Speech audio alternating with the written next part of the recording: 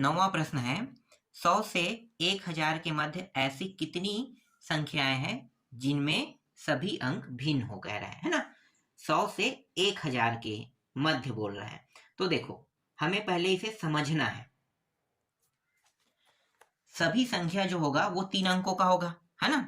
100 से 1000 के मध्य मतलब 100 से ऊपर रहेगा और 1000 से नीचे, है ना। तो 100 से ऊपर मतलब 101 से लेके कहाँ तक जाएगा, ये जाएगा 999 तक। तो 101 से शुरू होगा और 999 तक जाएगा। और सभी कितने अंकों के हैं, 3 अंक के, है ना, 3 अंक के। तो 3 अंकों की संख्या होगी। अब इन 3 अंकों की संख्या में जीरो जो है वो कोई भी स्थिति में सैकड़ा में नहीं आ सकता। क्यों नहीं आ सकता? अगर मान लो मैं जीरो को सैकड़ा में ले लेता हूं, इसके बाद मैं कोई 2 अंक को लेता हूं, तो ये 12 ही कहलाएगा ना। ये 3 अंकों का बनेगा? नहीं बनेगा, क्योंकि 1 और 2 इकाई और दहाई हो गया, सैकड़ा तो जीरो हो गया। जीरो हो गया तो हम पढ़ेंगे तो 12 पढ़ेंगे। इसलिए जीरो जो है ये कभी भी सैकड़ा में नहीं आएगा, है ना। कई भी स्थिति में सैकड़ा में नहीं आएगा। ठीक है, तो सैकड़ा में क्या क्या नंबर आ सकता है? सैकड़ा में जो नंबर आ सकता है वो है आपका 1 है, 2 है, या 1 से लेकर, हम ऐसे लिख देते हैं, 1 से लेकर 9 तक के, है ना। सैकड़ा में जो हम नंबर रख सकते हैं वो हमारा 1 से लेके 9 तक रहेगा। ठीक। अब दहाई में देखो, दहाई में हम जीरो ले सकते हैं, दहाई में ऐसा कोई रोक टोक नहीं है, लेकिन हम सैकड़ा में नहीं ले सकते, है ना। तो दहाई में हम जीरो ले सकते हैं, दहाई में हम जीरो का उपयोग कर सकते हैं। तो दहाई में हम जीरो का उपयोग कर सकते हैं। तो यहाँ भी जो कुल तरीके हैं, क्योंकि नंबर क्या है, बड़ा नंबर 9 होता है ना, तो कुल तरीके जो है वो 9 ही रहेगा यहाँ भी। ठीक है, 9। और इकाई, इकाई में जो नंबर लेंगे उसको हम हमेशा एक घटा के लेते हैं। ठीक है, नंबर को कितना करके लेंगे, एक घटा के लेंगे। तो एक घटा के मतलब 9 से एक घटाएं कितना हो जाएगा, 8 हो जाएगा। तो सैकड़ा में हम सबसे बड़ी संख्या 1 से लेकर 9 तक मतलब 9 ही लेंगे। ठीक है, दहाई में भी हम 9 लेंगे और इकाई को एक घटा के लेंगे, कितना हो जाएगा, 8 हो जाएगा। अतः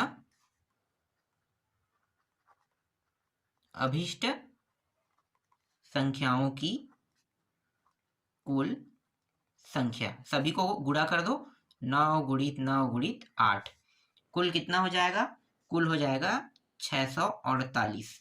ठीक है, तो यही क्या है, इस प्रश्न का उत्तर है। देखो अब 10वां प्रश्न देखते हैं। 10वां प्रश्न क्या है, एक कक्षा में 20 छात्र और 15 छात्राएं हैं। प्रश्नोत्तरी प्रतियोगिता हेतु कक्षा में एक छात्र और एक छात्रा, ठीक है, छात्र और छात्रा के चुनने की विधियां बताइए। तो देखो दोनों में से हमें सिर्फ एक चुनना है। तो भैया हर के पास हमें चुनने के 20 तरीके, एक ही तो चुनना है ना। तो 20 छात्र है तो 20 तरीके होंगे, और 15 छात्राएं हैं तो 15 तरीके हैं, है ना। तो यहाँ पे हम लिख लेते हैं चुनने के तरीके, है ना, तरीके। ठीक है, चुनने के तरीके, यहाँ पे मैं छात्र लिख लेता हूं और दूसरे साइड छात्रा लिख लेता हूं। तो 20 छात्र हैं, 20 छात्र है और यहाँ पे 15। तो चुनने के तरीके में 20 छात्र में से हमें एक छात्र चुनना है। तो 20 छात्र में से एक छात्र चुनने के तरीके 20 तरीके हैं, और 15 छात्र से मतलब छात्रा से एक छात्रा चुनने के तरीके भी 15 ही होगा, है ना। तो दोनों को आप गुणा कर देते हैं। तो यहाँ पे आपको लिखना होगा एक छात्र व एक छात्रा के चुनने के तरीके, चुनने के तरीके की कुल विधियां, कुल विधियां बराबर 20 गुणित 15, कितना हो जाएगा, गुणा करेंगे तो 300 आएगा, है ना। 300 क्या है, इस प्रश्न का उत्तर है। अब 11वां प्रश्न देख लेते हैं। देखो 11वां प्रश्न क्या है, विषम धनात्मक 3 अंक वाली पूर्णांकों की संख्या ज्ञात कीजिए, कह रहे हैं। ठीक है, 3 अंकों वाली पूर्णांक 3 अंकों वाली जो पूर्णांक संख्या है वो क्या है। तो देखो 3 अंकों की पूर्णांक संख्या बताना ना। तो पूर्णांक संख्या मतलब जिसके पीछे में जीरो लगता है वही पूर्णांक संख्या होता है। तो सबसे बड़ा नंबर क्या है, सबसे बड़ा नंबर है 9। है ना। सबसे बड़ा नंबर क्या है, 9 है। अगर हम पूर्णांक संख्या कहें 3 अंकों की, देखो 3 अंक की पूर्णांक संख्या है ना, सबसे बड़ी जो पूर्णांक संख्या है वो 9 है। अब 9 है तो 3 अंकों की बनाना है, तो इसके पीछे में कितना लगा देंगे, एक अंक में 9 है तो 3 अंकों की बनाना है, तो 2 जीरो जब लगा देंगे, जिसके पीछे में जीरो लगता है वो क्या बन जाता है, पूर्णांक संख्या बन जाता है ना। तो 3 अंकों की सबसे बड़ी पूर्णांक संख्या समझो कि 900 है, ठीक है, क्योंकि 9 से बड़ा कोई संख्या नहीं है, तो हम 9 को ही अंतिम मानेंगे, उसके पीछे 2 जीरो लगा देंगे, 3 अंकों की बड़ी पूर्णांक संख्या क्या हो जाएगा, 900 हो जाएगा।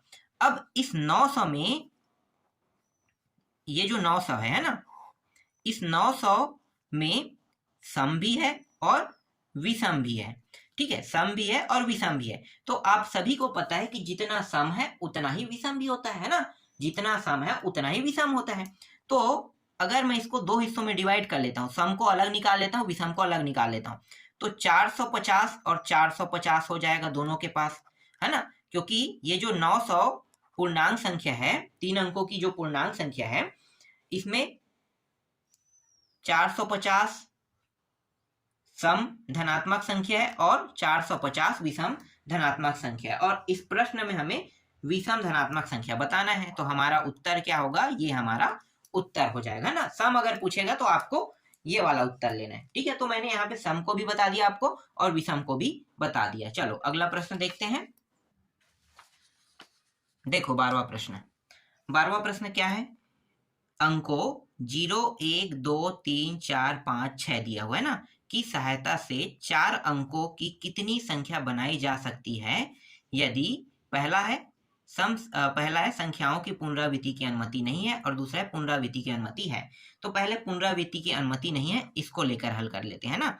देखो ध्यान देना, यहाँ पे कितने नंबर है, 1 2 3 4 5 6, मतलब टोटल 0 से लेके 6 तक के नंबर दिया हुआ है, ठीक है, 6 तक के नंबर दिया है, और हमें कितने अंकों की संख्या बनाना है, 4 अंकों की, है ना। तो यहाँ पे मैं लिख लेता हूँ 4 अंकों की संख्या बनाना है, ठीक है, ध्यान से समझना, 4 अंकों की संख्या बनाना है, और ये 4 अंकों की संख्या में एक संख्या क्या रहेगा, 1000 का रहेगा, ठीक है, एक संख्या 1000 का रहेगा, एक संख्या सैकड़ा का रहेगा, एक संख्या दहाई का रहेगा, और एक संख्या इकाई का रहेगा, है ना।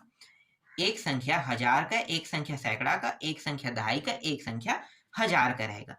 अब ये 1000 वाले जो है, इसमें कोई भी कंडीशन में जीरो नहीं आ सकता, ठीक है, जीरो जो है ये नंबर नहीं आ सकता। अगर मैं यहाँ पे जीरो ले लूंगा तो जीरो, इसके बाद यहाँ पे आप कुछ भी ले लो, 2 3 4 5, तो ये 3 अंकों का बन जाएगा, तो आगे में हम जीरो नहीं ले सकते, ठीक है, आगे में हम जीरो नहीं ले सकते। तो जीरो के अलावा कितने संख्या बचा, जीरो को अगर आप छोड़ देते हो तो 1 2 3 4, मतलब गिन लो, 6 है क्या, 5 है, सॉरी यहाँ पे मैं 6 तक की लिख दिया हूँ, ये 6 नहीं है, 5 तक के, 1 2 3 4 5, है ना, तो 5 है, तो जीरो को छोड़ोगे तो 5 संख्या बच रहा है ना। तो हम इस सैकड़े में 5 तरीके से ले सकते हैं, क्योंकि 5 संख्या बचा है, 5 तरीके, तो मतलब 5 आप ले लो, ठीक है, संख्या को हम कितना ले सकते हैं, 5 ले सकते हैं, ठीक है। तो 1000 वाला जो लाइन है, 1000 वाला, उसमें कितने तरीके होंगे, 5 तरीके होंगे। इसे हम पूरा लिख लेते हैं, क्यों 5 लिखें, 5 लिखेंगे तो आप लोग थोड़ा डाउट करोगे, 1 से लेके 2 3 4 और 5, जीरो को छोड़ दो, है ना, जीरो के अलावा ये संख्या आ सकता है, ठीक है, 1 2 3 4 5 आ जाएगा, ठीक है। अब ये सैकड़ा वाला है, सैकड़ा में हम जीरो ले सकते हैं, लेकिन हम उन संख्याओं को नहीं लेंगे जिनको हमने पहले ही ले लिया है ना, तो पहले ही हमने ले लिया, उनको छोड़ देना है।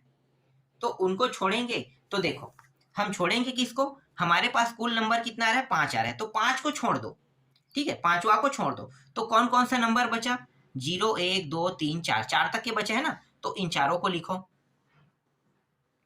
0 1 2 3 4, ठीक है। अब ये 4 4 1 2 3 4 5 है ना, तो 0 से लेके ये मान भी आ गया, ठीक है, यहां तक आपको समझ में आया, ठीक। अब दो संख्या हमने ले लिया, समझो यहां भी 5 आ गया, यहां भी 5 आ गया, ठीक है, 5 5 आ गया दोनों जगह में। अब बचा क्या है, 4 बचा है ना, तो 4 संख्या को लेंगे। अब कौन कौन से छोड़ देंगे, जीरो को हम छोड़ देंगे क्योंकि हमने जीरो को छोड़ दिया, और 5 को छोड़ देंगे। तो जीरो और 5 को छोड़ने के बाद हमारे पास कौन कौन से नंबर बचेगा? हमारे पास बचेगा 1, 2, 3 और 4 बचेगा, है ना। अब देखो ध्यान से समझना है ना, हमने इस लाइन में जीरो को छोड़ा, देखो इस लाइन में हमने जीरो को छोड़ा, इस लाइन में हमने 5 को छोड़ा, यहाँ पे मैं लिख लेता हूँ छोड़ा, छोड़ने वाला नंबर है ना, तो छोड़ा लिख दिया हूँ, समझना अब इसे। इसमें हमने जीरो को छोड़ दिया, अगर जीरो को हम यहाँ पे रखेंगे तो क्या होगा, जीरो को लेंगे तो 1000 का नहीं बनेगा, है ना, इसलिए हम 5 तक ही रख सकते हैं। तो इस जीरो को हमने छोड़ दिया। सैकड़ा में हमने 5 को छोड़ दिया, 0, 1, 2, 3, 4, ठीक है, क्योंकि 5 जो है यहाँ पे आ चुका है, 5 नंबर है, गिनो ये टोटल कितने हैं, 5 है, तो 5 को हमने ले लिया है, ये सोच के 5 को हटा दो, ठीक है, 5 को हटा दिया। अब यहाँ पे यहाँ जो दहाई वाला है इसमें हमने दो संख्या को हटाया, कौन कौन सा, ये 0 और 5 हमने पहले ही यहाँ पे ले लिया है, तो हम यहाँ पे नहीं ले सकते, है ना, तो इसमें हम 0 और 5 को दोनों को हटा दिए हैं, समझो 0 और 5 को हमने दोनों को हटा दिया। अब बचा क्या था, 1, 2, 3 बचा हुआ था ना, पुनरावृत्ति नहीं हो रहा है ये, ठीक है, ये एक एक बार आ रहा है, तो 0 और 5 जो है हमने यहाँ पे छोड़ा, ये इसके साथ भी छूटेगा, ठीक है, तो यहाँ भी ये छूट गया। अब ये 4 तक के आ गया, है ना, तो 4 तक के नंबर हो गए, 1 से लेके 4 तक, तो अब बचेगा कितना, 3 संख्या, तो 1, 2 और 3, समझो 3, तो यहाँ पे हमने क्या छोड़ा, चौथा को छोड़ा। ध्यान देना कितने नंबरों को छोड़ दिया हमने, 3 नंबरों को, मतलब 4 नंबर को छोड़ दिया, है ना, तो 4 नंबर को हमने छोड़ दिया, तो 4 के साथ ये 0 और 5 भी छूट जाएगा, है ना, 0 और 5 को भी ले लेते हैं, तो देखो इसमें 3 नंबर छूटा है, इसमें 2, इसमें 1 और इसमें 1 छूटा है, ठीक है। अब कुल जो नंबर है 1000 वाले के पास, सैकड़ा वाले के पास, दहाई वाले के पास, इकाई वाले के पास, उसको अब क्या करते हैं, एक साथ लेकर गुणा कर देते हैं, है ना, तो चलो गुणा करते हैं। तो यहां पे लिखो अतः संख्याओं की अभीष्ट संख्या, ठीक है, कितने नंबर है गिन लो, 5 है, तो 5, फिर यहां पे भी गिन लो 5 है, फिर यहां पे कितना है, 4 है, फिर यहां पे कितना है, 3 है, ठीक है, सभी को गुणा करो तो कितना होगा, 300 होगा। यही क्या है, इस प्रश्न का उत्तर है पहले का, ठीक है। अब दूसरा में क्या कह रहा है, पुनरावृत्ति करना है कह रहा है ना, पुनरावृत्ति करना है, तो पुनरावृत्ति करना है तो आपको एक चीज पता होना चाहिए, क्या पता होना चाहिए, कि 1000 वाले में बस 0 नहीं रखना है, बाकी हम कहीं पे भी कुछ भी मान ले सकते हैं। पुनरावृत्ति करेंगे तो हम यहाँ से एक 0 के अलावा 3, 4, 5 ये रखेंगे, है ना। सैकड़ा 0 से लेके पूरा 6 तक के चला जाएगा, दहाई ये भी 0 से लेके 6 तक चला जाएगा, है ना, और इकाई 0 से लेके 6 तक कोई भी अंक आ सकता है, ठीक है, मतलब यहाँ पे 6 है, यहाँ भी 6, यहाँ भी 6, लेकिन यहाँ पे 5 रहेगा, समझ में आ रहा है, क्यों, क्योंकि यहाँ पे अगर मैं 0 लेता हूं तो वो 3 अंकों का बन जाएगा, है ना, और हमें 4 अंकों का बनाना है, तो इसलिए 1000 बस में हम 0 नहीं ले सकते, समझ में आ गया, ठीक।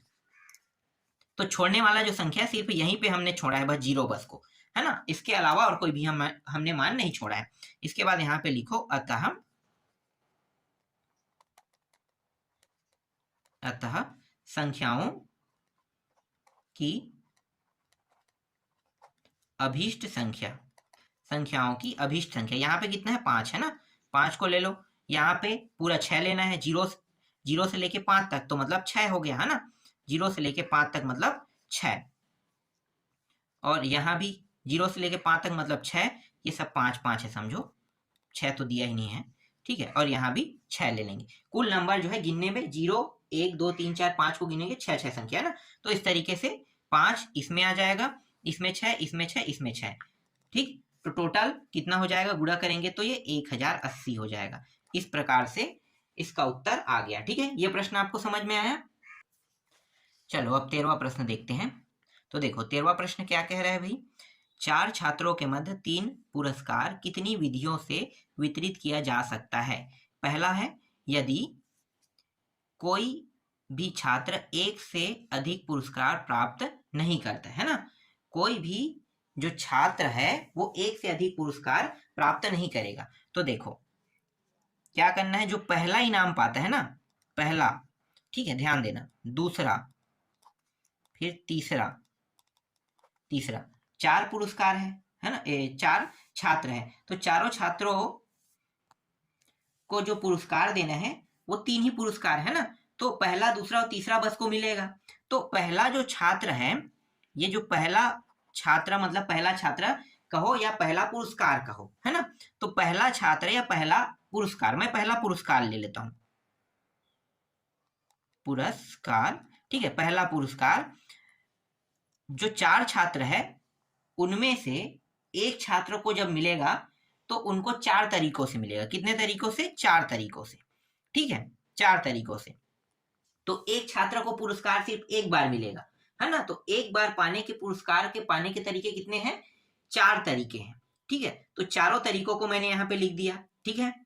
अब दूसरा पुरस्कार मिलेगा तो छात्र कितना हो गया? एक कम कर दो, तो 3 छात्रों को 3 प्रकार से पुरस्कार मिलेगा ना, तो 3 प्रकार हो गया, ठीक है। और बचा एक पुरस्कार बचा है और 2 छात्र बचे हैं, तो 2 छात्रों में से 3 पुरस्कार तो 2 बढ़ चुका है, एक पुरस्कार बाकी है और 2 छात्रों में से किसी एक को मिलना है। तो 2 छात्रों में से किसी एक को मिलना है तो 2 प्रकार है ना, दोनों में से कोई एक तो लेना ही लेना है। तो हमारे पास अभी हमने किसी को दिया नहीं है, लेकिन हमें उनमें से एक को देना है, तो बचे कितने छात्र हैं? 2, तो 2 प्रकार हमारे पास रहेगा, 2 तरीके, ठीक है, इस प्रकार से। अब इन तीनों को क्या कर देंगे? गुणा कर देंगे, ठीक है। तो यहां पे लिखो अतः अभीष्ट इनाम दिए जाने के प्रकार, है ना, सभी को गुणा करेंगे, 4 गुणित 3 गुणित 2, तो कितना हो गया? ये 24 हो गया, है ना। तो इस तरीके से इसका उत्तर आ गया, ठीक है, 13वां का पहला का। इसके अंदर अभी 2 प्रश्न और है। अब दूसरा देखो, दूसरा प्रश्न में क्या करना है भाई? दूसरा प्रश्न में यहां पे लिख लेते हैं पहले, कोई भी छात्र कितनी भी पुरस्कार प्राप्त कर सकता है। तो अगर कोई भी छात्र कितने भी पुरस्कार प्राप्त कर सकता है कह रहे हैं, तो 3 ही पुरस्कार है और तीनों पुरस्कार को एक को मतलब एक छात्र को हम दे सकते हैं, है ना। 3 पुरस्कार है हमारे पास, 3 पुरस्कार, और तीनों पुरस्कार को हम एक छात्र को दे सकते हैं कह रहे हैं, ठीक है। समझना, कहना क्या चाहता है? 3 पुरस्कार है और तीनों पुरस्कार को एक छात्र को दे सकते हैं, तो एक छात्र जो है वो तीनों पुरस्कार को कितने तरीके से पा सकता है? 4 तरीके से, है ना। तो मैं डायरेक्ट लिखूं 4 तरीके से सीधा। अब दूसरे को भी हम दे सकते हैं भाई, कितनों भी पुरस्कार दे सकते हैं, तो दूसरा छात्र भी तो 3 पुरस्कार को 4 तरीकों से पा सकता है। 4 तरीके जो है वो 4 स्टूडेंट है ये बता रहा है, और 3 पुरस्कार को बांटना है ना। तो 4 स्टूडेंटों को बांटना है, तो चारों स्टूडेंटों को तीनों पुरस्कार मिलने के तरीके कितने हैं? 4 ही है यहां भी, ठीक। तो ये और ये पा गया, ठीक है। एक और व्यक्ति बचा है, उसको भी हम देंगे, तो उसको भी तो 4 तरीकों से ही देंगे, तो कुल मिलाकर कितना हो गया? 64 तरीके, है ना। तो 64 प्रकार से पुरस्कार बांटे जा सकते हैं। ये आपका दूसरा प्रश्न है। तीसरा क्या कह रहे हैं? तीसरा कह रहे हैं कोई भी छात्र सभी पुरस्कार प्राप्त नहीं कर सकता, नहीं कर सकता। देखो इस बार क्या कह रहा है? कोई भी छात्र पूरा पुरस्कार प्राप्त नहीं कर सकता, मतलब एक प्रकार को आपको सभी से क्या करना है? हटा देना है, ठीक है। देखो कुल मिला के कितना है? 64, है ना। तो 64 को मैं यहाँ पे लिख लेता हूं। अब मैं क्या करूंगा? इन सभी में से 4 छात्र हैं, तो 4 को मैं पुरस्कार जो देने के तरीके उनमें सभी से एक एक को कम कर देता हूँ, 4 छात्रों से, है ना। 4 छात्रों से एक एक को कम कर दूंगा, तो कितना हो जाएगा? 4 कम कर दिया तो 60 होगा ना, तो 4 को माइनस कर दो तो 60 तरीके हो जाएंगे, ठीक है। इस तरीके से ये प्रश्न का उत्तर भी आ गया। इसमें कुछ खास दिया नहीं है और ये प्रश्न समझाने लायक भी नहीं, पूरा 1 नंबर का प्रश्न है, मतलब एग्जाम में आएगा तो 1 नंबर के लिए ही आएगा प्रश्न, 1 या 2 नंबर के लिए। तो ज्यादा लिखने वाला नहीं और ज्यादा समझाने वाला भी नहीं है, बस थोड़ा सा समझो और जानो, ठीक है। तो इस तरीके से ये आपका 13वां प्रश्न भी कंप्लीट हो गया। चलो अगला प्रश्न देखते हैं। आपका अगला प्रश्न जो है वो है, यहाँ पे एक शब्द दिया हुआ है, शब्द है, ठीक है, ये चलो मैं बड़े अक्षर में लिख लेता हूं, ठीक है, ये आई है, एल है, ई है, इस्माइल, ठीक है, के इस्माइल के अक्षरों से कितने शब्द बनाए जा सकते हैं,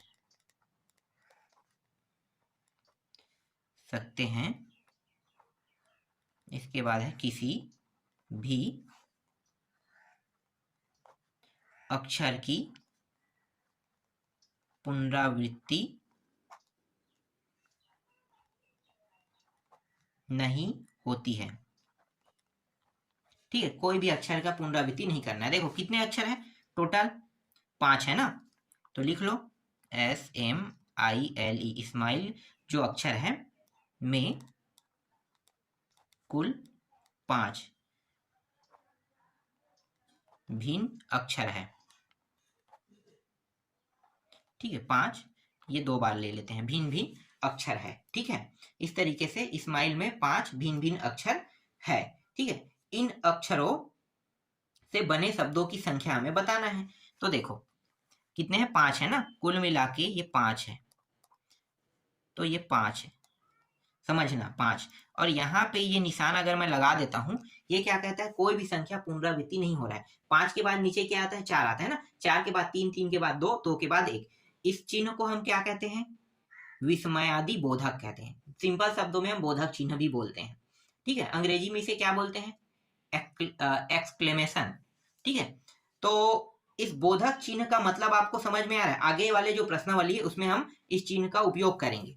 तो इस चिन्ह का मतलब ये है कि ये 5 से नीचे की जो संख्या इसके साथ गुणा है, कहना चाहता है कैसे, 5 गुणी 4, 5 के बाद छोटा संख्या क्या है, ये 5 है, 5 के सभी नीचे के संख्या इनके साथ गुणा में रहेगा, ये चिन्ह का मतलब यही होता है, ठीक है। सभी गुणा में है, सभी को गुणा कर दो अब, तो इन सभी का गुणा करेंगे तो ये आ जाएगा 120, और यही क्या है, इस प्रश्न का उत्तर। इस तरीके से मैंने आपको प्रश्नावली 14.1 पूरा समझा दिया है, ठीक है। इसके बाद आगे की प्रश्नावली को देखेंगे।